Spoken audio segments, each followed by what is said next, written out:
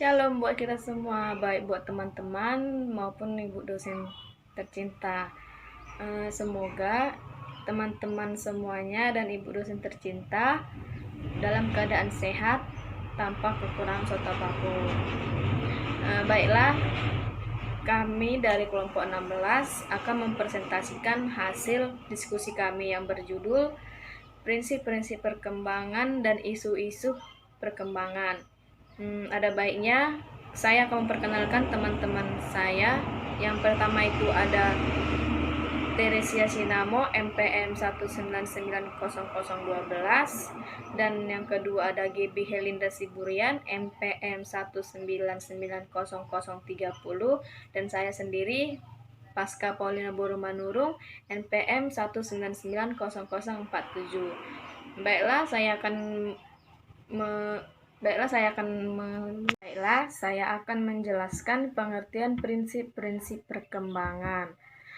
Prinsip-prinsip perkembangan adalah pola-pola umum dalam suatu proses perubahan alamiah yang teratur, universal, dan berkesinambungan. Di sini saya akan menjelaskan perubahan alamiah yang teratur itu seperti apa, yaitu seperti pertumbuhan pada manusia yang berjalan normal mengikuti tata urutan yang saling berkaitan.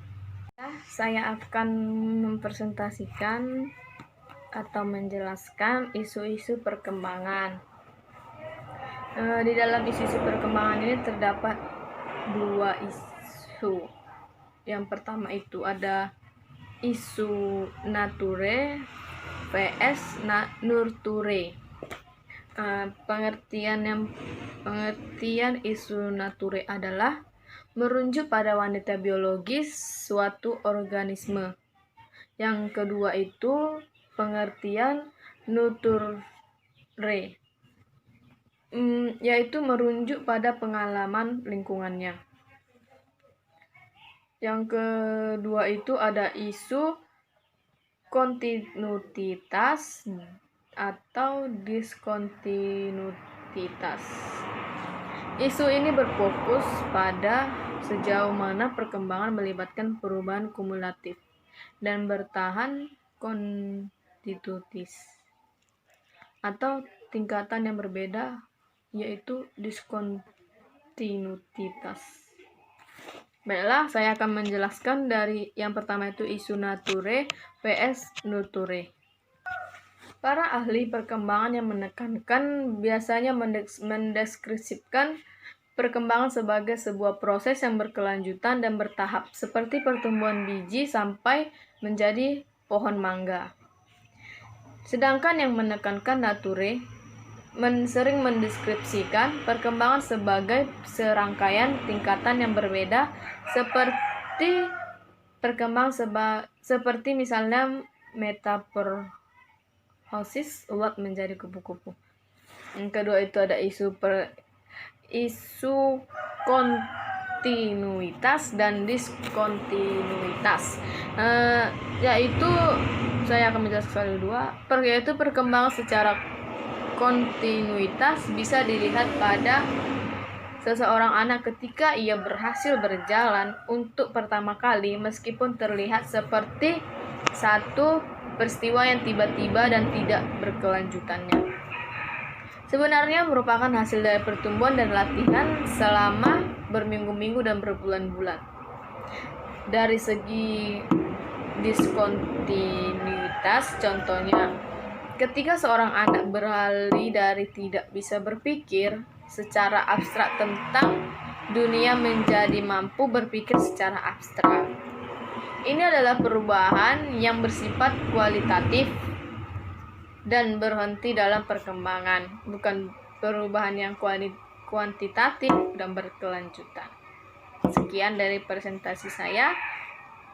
Terima kasih. Perkenalkan, nama saya GB Linda Siburian, MPM 19900030. Saya akan melanjutkan presentasi kelompok kami, yaitu saya akan menyampaikan tentang prinsip-prinsip perkembangan.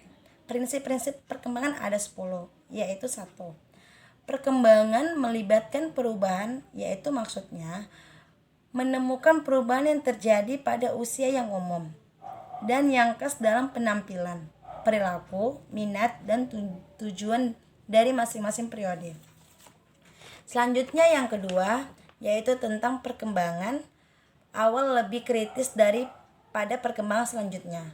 Maksudnya adalah perkembangan awal kehidupan merupakan landasan bagi pembentukan dasar-dasar kepribadian seseorang. Perilaku yang terbentuk cenderung bertahan dan mempengaruhi sikap perilaku anak sepanjang hidupnya. Pada saat ini juga terbentuk kepercayaan dasar sangat penting dan berpengaruh terhadap perkembangan kepribadian anak.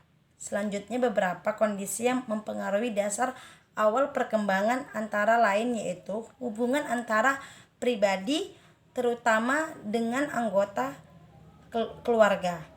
Keadaan emosi yang terbentuk karena sikap menerima atau menolak dari orang tua atau anggota keluarga lain. Cara atau pola mempengasuh anak. Latar belakang keluarga serta rangsangan yang diberikan. Selanjutnya yaitu yang ketiga, yaitu perkembangan.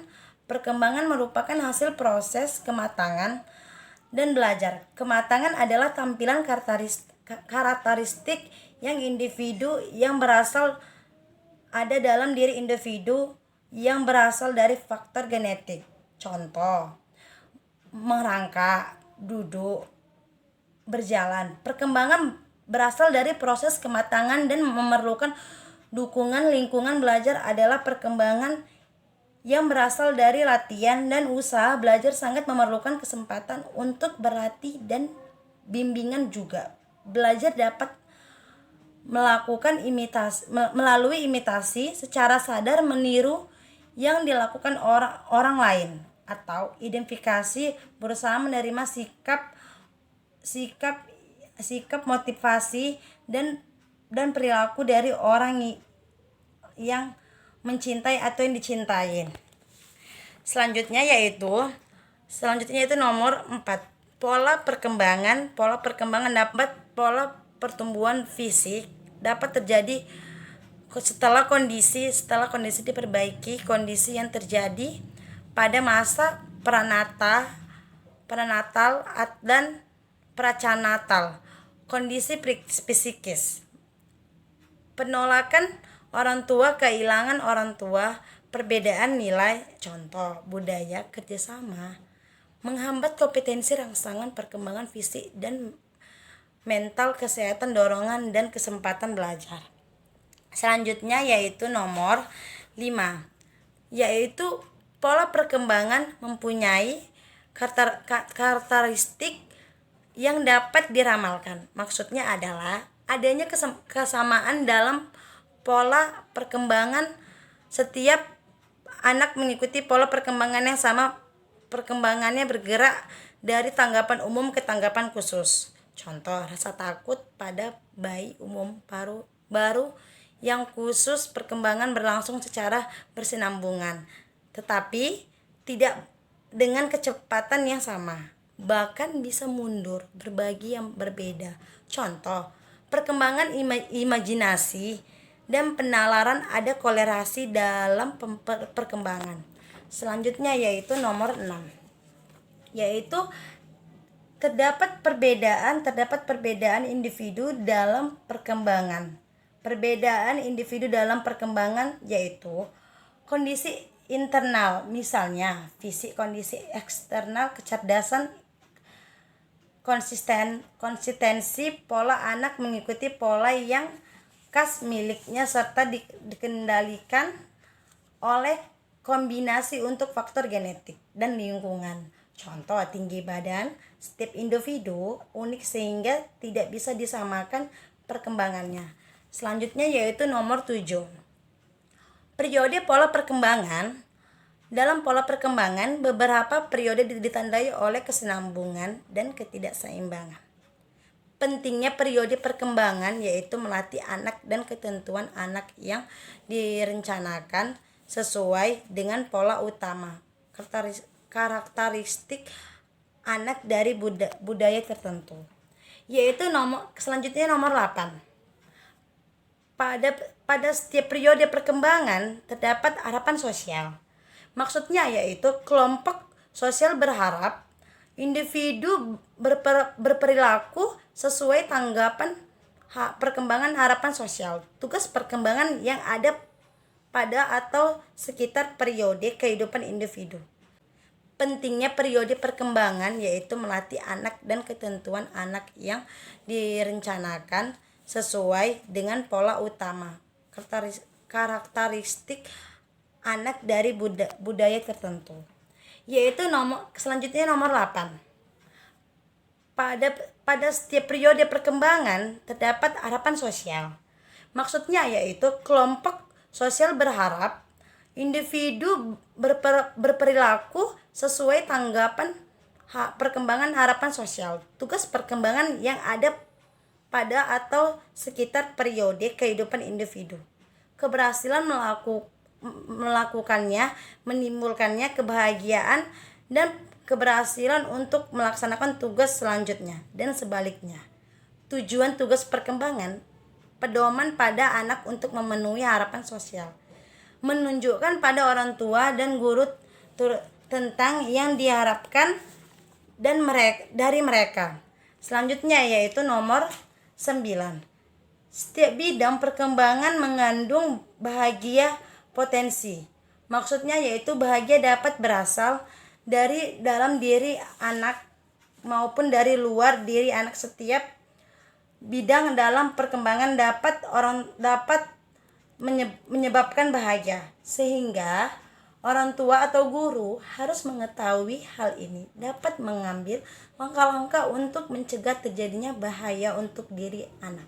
Contoh, pada usia 2 tahun anak sedang aktif berjalan, maka itu perlu diawasi untuk menghindari bahaya jatuh yang parah. Selanjutnya yaitu nomor 10. Perkembangan bervariasi pada berbagai periode perkembangan, yaitu maksudnya adalah masa paling membahagiakan yaitu masa kanak-kanak, akhir masa paling tidak membahagiakan yaitu masa remaja. 3 hal paling penting dalam orang lain, diri sendiri, dari orang lain, kasih sayang, prestasi harus diperoleh, sekaligus kebahagiaan penting karena menentukan penyesuaian pribadian sosial anak, menentukan sikap, perilaku, dan kepribadian anak. Sekian, terima kasih. Sekian yang saya sampaikan. Selanjutnya teman saya akan menyampaikannya. Baik, saya akan melanjutkan presentasi dari kelompok kami yang selanjutnya yaitu mengenai teori perkembangan kognitif dari Piaget. Yaitu yang pertama ada skema atau schemes. Piaget percaya bahwa semua anak dilahirkan dengan kecenderungan bawaan untuk memahami dan berinteraksi dengan lingkungan sekitar mereka. Sebagai contoh, sebagian besar bayi menemukan bahwa satu hal yang dapat mereka lakukan dengan sebuah benda adalah dengan membanting benda tersebut. Di sini, bayi tersebut sudah dapat mendefinisikan apa itu skema. Yang selanjutnya ada asimilasi dan akomodasi. Piaget memberikan konsep asimilasi dan akomodasi untuk menjelaskan bagaimana anak-anak menggunakan dan menyesuaikan skema mereka. Asimilasi atau assimilation terjadi ketika anak-anak memasukkan informasi baru ke dalam skema yang mereka buat sebelumnya. Akomodasi atau accommodation terjadi ketika anak-anak menyesuaikan skema agar sesuai dengan informasi dan pengalaman baru mereka. Sebagai contoh, seorang anak yang telah mempelajari kata mobil untuk mengidentifikasi mobil keluarga mereka. Anak itu menyebut kendaraan yang bergerak di jalanan dengan sebutan mobil, termasuk sepeda motor dan truk. Maka, anak itu mengasimilasi objek-objek ini ke dalam skema yang telah ada sebelumnya. Akan tetapi, anak tersebut segera mempelajari bahwa sepeda motor dan truk bukanlah mobil, lalu mengakomodasi skema tersebut dengan mengubah konsep tentang mobil sehingga sepeda motor dan truk tidak dikategorikan sebagai mobil. Yang selanjutnya ada organisasi. Organisasi atau organization dalam teori Piaget adalah mengelompokkan perilaku dan pikiran ke dalam suatu susunan sistem yang lebih tinggi. Sebagai contoh, seorang anak yang memiliki pengetahuan tentang mobil, sepeda motor, dan truk lalu akan mempelajari bagaimana ia mengordinasikan pengetahuan tersebut menjadi pengetahuan tentang alat-alat transportasi dan menghubungkan penggunaan alat-alat tersebut. Yang selanjutnya ada ekuilibrasi. Ekuilibrasi atau equilibration adalah mekanisme yang diajukan Piaget untuk menjelaskan bagaimana anak-anak beralih dari satu tahap pemikiran ke tahap berikutnya. Maksudnya di sini, peralihan ini terjadi ketika anak-anak mengalami konflik kognitif atau disequilibrium dalam memahami dunia. Pada akhirnya, mereka menyelesaikan konflik tersebut dan mencapai keseimbangan atau equilibrium pemikiran. Contohnya, seorang anak percaya bahwa jumlah cairan berubah hanya karena cairan tersebut dituang ke sebuah wadah yang mempunyai bentuk berbeda. Selanjutnya, kita akan membahas tentang tahapan perkembangan kognitif dari Piaget. Yang pertama yaitu tahapan sensori motor yang terjadi pada anak usia 0-2 tahun. Dalam tahap ini, bayi membangun pemahaman tentang dunia dengan mengordinasikan pengalaman sensori seperti melihat ataupun mendengar dengan tindakan motorik mereka seperti meraih ataupun menyentuh benda tersebut. Oleh karena itu, inilah yang disebut dengan sensori motor. Bayi mengalami kemajuan dari tindakan instingtual dan refleks pada saat kelahiran menjadi tindakan yang memiliki tujuan di akhir masa tahapan ini. Yang selanjutnya ada tahapan praoperasional yang terjadi pada anak usia 2-7 tahun. Ciri-ciri anak yang berada pada tahapan perkembangan ini adalah memiliki konsep pemikiran yang simbolis, bersifat egosentris, dan lebih intuitif daripada logis. Tahap ini dibagi menjadi 2 subtahap, yaitu subtahap fungsi simbolik yang berlangsung antara usia 2-4 tahun. Dalam subtahap ini, anak melatih kemampuan untuk mewujudkan secara mental sebuah benda yang tidak ada. Hal itu akan memperluas dunia mental si anak menuju dimensi baru. Yang selanjutnya adalah tahap operasional konkret yang terjadi pada anak usia 7-11 tahun. Selanjutnya adalah tahap operasional formal yang terjadi pada anak usia 11 tahun hingga usia dewasa. Pada tahap ini, seseorang mulai mengambil keputusan sesuai dengan pengalaman nyata dan lebih berpikir secara abstrak, idealis, dan juga logis. Seseorang mulai mampu untuk berhadapan dengan situasi potensial dan mampu untuk memperkirakan berbagai kemungkinan atas sebuah situasi. Mereka menyusun rencana-rencana untuk memecahkan masalah dan secara sistematis menguji berbagai solusi. Istilah pemikiran deduktif hipotesis Piaget atau hypothetical deductive reasoning merupakan konsep bahwa remaja dapat mengembangkan hipotesis-hipotesis atau dugaan terbaik mengenai berbagai cara untuk memecahkan masalah dan mencapai sebuah kesimpulan secara sistematis.